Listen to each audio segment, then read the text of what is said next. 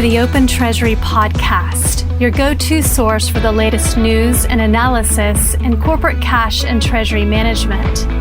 This show is brought to you by CTMfile.com and the Treasury News Network, where Treasury professionals learn and share the information that matters most.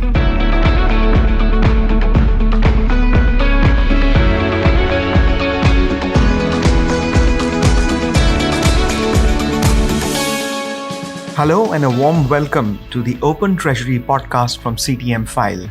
I am Pushpendra Mehta, Executive Writer for CTMfile. My guest for today is Craig Jeffery, Managing Partner at Strategic Treasurer. Welcome back to the Open Treasury podcast, Craig. Good day, Pushpendra. It's good to be here. Thank you. Let's start a review of the latest Treasury news and developments. We'll focus on a short list of topic items that we'll discuss. We'll cover two sections of headlines. The first one revolves around cryptocurrency, and the second one focuses on implications of Russia's war on Ukraine. As you know, Craig, effective April 1st, the world's largest democracy, India, imposed a 30% tax on profits from cryptocurrencies and digital assets. In the meantime, reports show that some investors are now transferring crypto assets to private wallets outside India to circumvent the new tax law. Do you think this tax will lead to a significant dip in cryptocurrency volumes in India? And is a tax imposition on crypto gains, in this case 30%, an easier choice between two evils, the other being an outright ban? The outright ban is probably fairly harder than most people realize. And I think we've seen that with some of these currencies, not wanting them and then having to find some way of monetizing that and going after it via taxes. I think it's easier to implement a tax and then try to track these currencies. The interesting part about this is how countries are trying to deal with this shift in some measure to some of these digital currencies, and providing a tax on gains is fairly typical of organizations or rather from countries to raise tax revenue to do the things they want to do. The other fee, I don't know if you want to call it a lifting fee.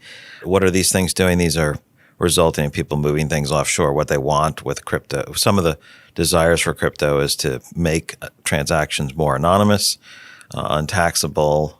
Some people are responding by moving it offshore because, your money can be a nomad in a lot of ways, especially with digital. It doesn't have to stay in a particular location. I don't have too many comments on this other than it's very interesting to see this growth and change and how countries and individuals and corporations are responding to changes in regulations, taxation, monitoring. So I think the private versus central bank digital currencies and some of the other schemes that are out there is really an interesting one to watch. But this is sort of from a spectator seeing these responses. The second story pertains to the ramifications of the economic sanctions imposed on Russia due to its invasion of Ukraine. That has meant a disengagement for Russia from most of its foreign currency reserves and the global financial system. As per media reports, the Central Bank of Russia licensed Sberbank, Russia's largest bank, to issue its own cryptocurrency last month, resulting in the launch of Sbercoin. Russia is seen as struggling to meet dollar-denominated debt obligations, and it has said that it will demand payment for its energy in rubles. Against that backdrop, Craig, do you think the Russian use of crypto is being done to bypass or get around the economic sanctions? And do you think it will become a quietly condoned way to exchange rubles for other currencies? The context and background for this of the sanctions and the old phrase, necessity is the mother of invention. Well, when you're shut out, you're trying to find other ways to still carry on your business. And this is a really significant issue for not only this bank, but for Russia. I would be interested to see what's happened to their economy. Have they moved down in the rankings of largest economies due to the severe sanctions that are being placed on them? Their inability to trade. I think this move to make their trades in ruble-denominated activity is essential for their survival, but I also think it's very difficult. Who wants the added risk of rubles or to deal in rubles?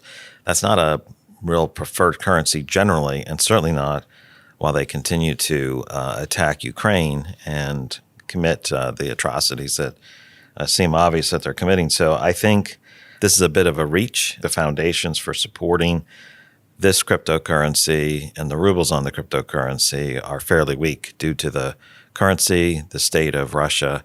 They're in a tough spot here. The next story adds up or connects to what we were discussing is about the US Treasury halting Russian government dollar debt payments. In essence, the US has stopped the Russian government from paying holders of its sovereign debt more than $600 million from reserves held at US banks, in a move which is meant to increase pressure on Moscow and eat into its holding of dollars. Craig, do you think Russia will fail to make many of its upcoming bond payments within their predefined timeframes that will then constitute a default? And if so, what will be implications of such a default? There's quite a few people who think it's coming to that because of the restrictions. I don't think Russia wants to do that right away, but you can hear quite a few people talking about those issues and the ongoing tightening of currency sanctions, U.S. continuing to ratchet it up, limiting their activities and forcing these difficult choices on them is really part of the pressure campaign to stop this type of invasion and attack against another sovereign nation for various reasons that they have identified, which don't seem to gather much traction to everybody else and even to quite a few of the Russians. So the tightening there is significant. I know not everyone feels it's consistent. I think in the article, Carl Wong, who's head of fixed income at Avenue Asset Management in Hong Kong, said it seemed like a U-turn of what the U.S. government allowed on 17th of March when Russia paid a little over 117 million coupon. But this is part of this ongoing tightening and restriction. So their options for handling their debt, currency movements, dollar payments is quickly shrinking. Certainly Putin and Russia try to build up a longer ability to stay in the fight generally. Since what they had done in Crimea, they suffered from some of those sanctions, and so they were trying to build up a longer runway. That runway seems to be getting shorter with some of these actions. Interesting analysis. The fourth story that, to my mind, is a story that may become the next big global crisis is about how conflict or conflicts feed hunger. Craig, as you know very well that war and hunger are intertwined. Where war is raging, fields, harvests, farmers, food production and transportation are affected. And the Russian invasion of Ukraine is no exception.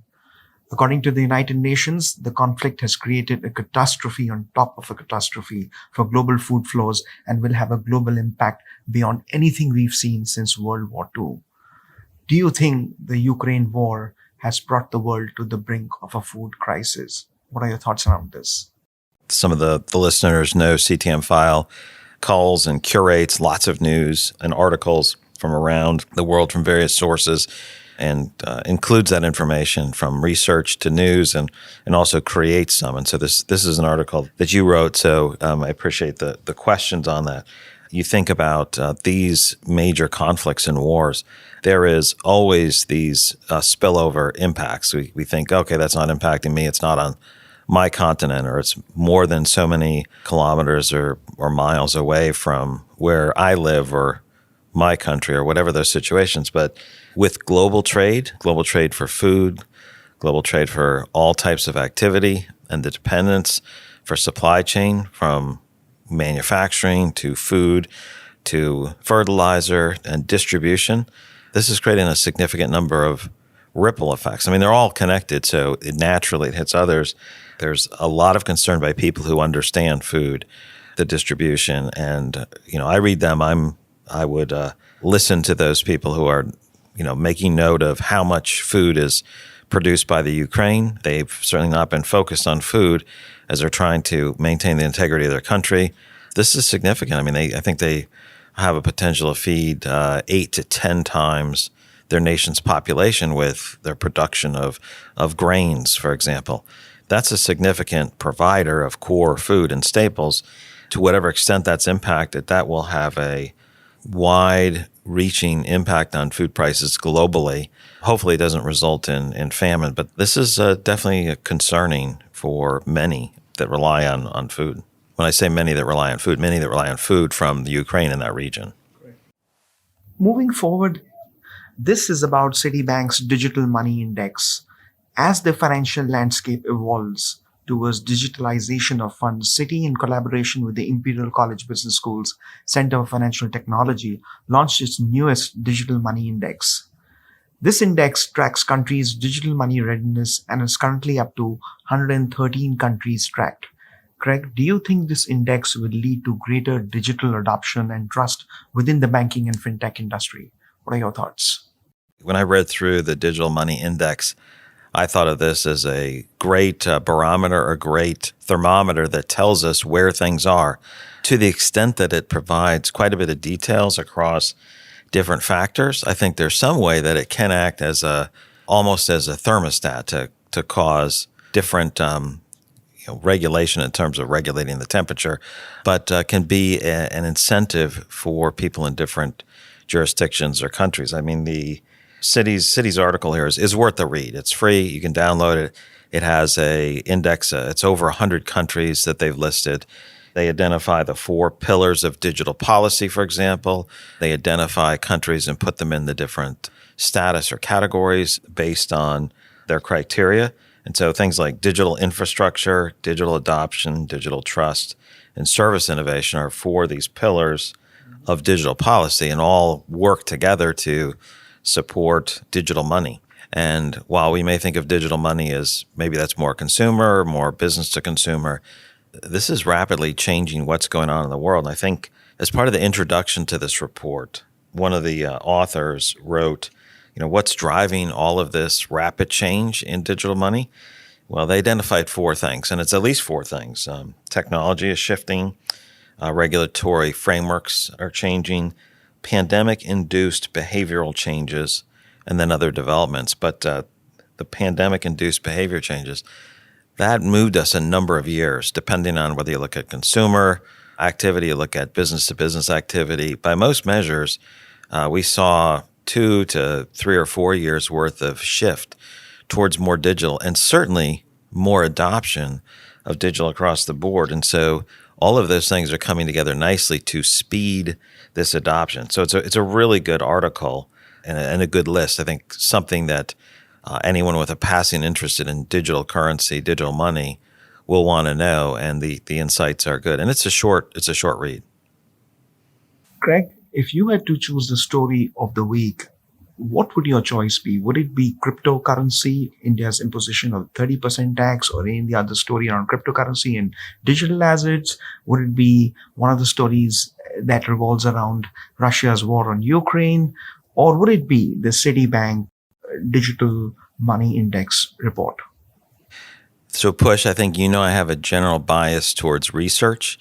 And so that would normally keep Digital's Digital Money Index at or near the top.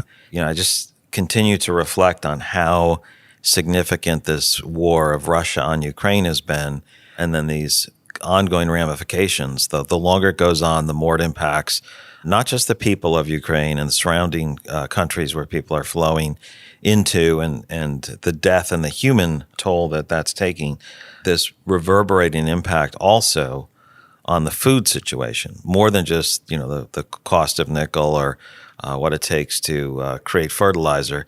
This seems to be a bigger impact, may not be as long or drawn out. I mean, perhaps the war will be done soon, the crops can go in, and the impact becomes dampened somewhat. But this is probably the biggest one. There's a significant humanitarian issue.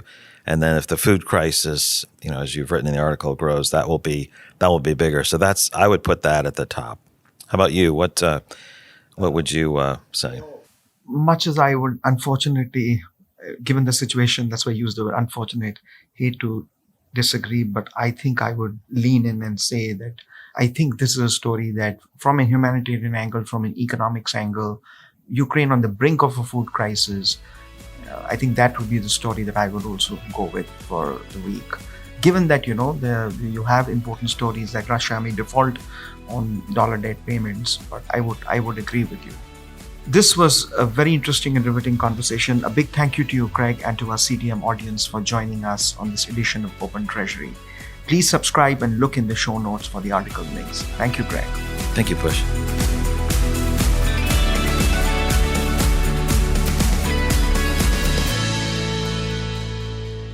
This podcast is provided for informational purposes only, and statements made by Strategic Treasurer LLC on this podcast are not intended as legal, business, consulting, or tax advice. For more information, visit and bookmark strategictreasurer.com.